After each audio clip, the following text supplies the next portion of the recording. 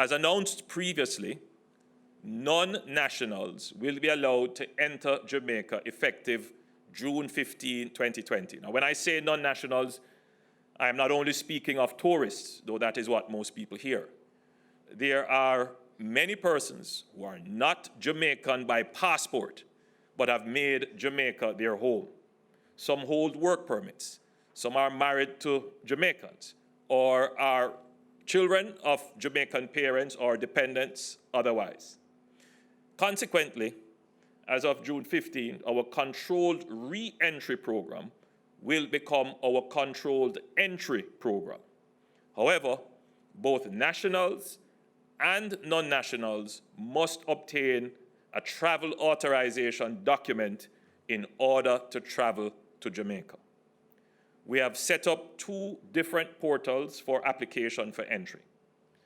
Residents of Jamaica, being both nationals and non-nationals who are ordinarily resident in Jamaica, should apply to obtain a travel authorization on jamcovid19.moh.gov.jm.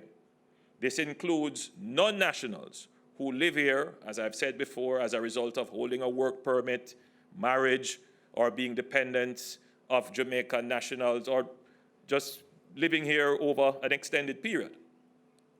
Non-residents who are visiting Jamaica for tourism or business should apply on visitjamaica.com. The application process is the same, but the information requirements are slightly different. For example, for non-residents, the information for home quarantine assessment would not be required at this stage, as persons traveling for tourism will be staying at hotels or resorts defined in a resilient corridor under a stay-in-zone order. A travel authorization document from jamcovid19 or visitjamaica.com is not required to book your flight to Jamaica. It is, however, a requirement for check-in and boarding, and the airlines will not allow passengers to board without presenting their travel authorization. All persons arriving in Jamaica will be subject to a health screening and a risk assessment by the health authorities. The health screening will include checking temperature, observation of symptoms, if any, as well as an interview by a health officer.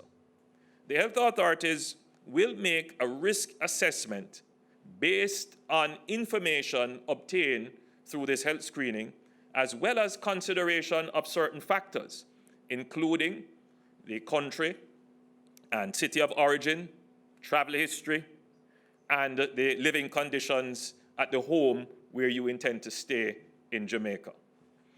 This risk assessment will determine the testing and quarantine requirements.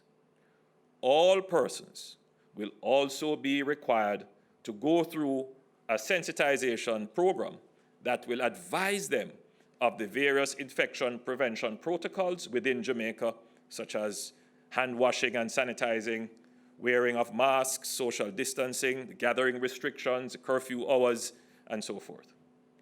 The travel bubble countries, which we announced at the beginning of June, are considered by the health authorities to be low risk at this time.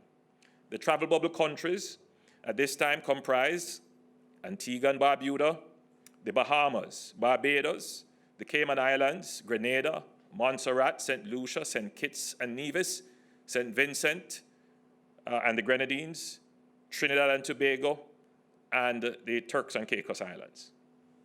Please note that this list of countries is subject to ongoing reassessment and could change at any time.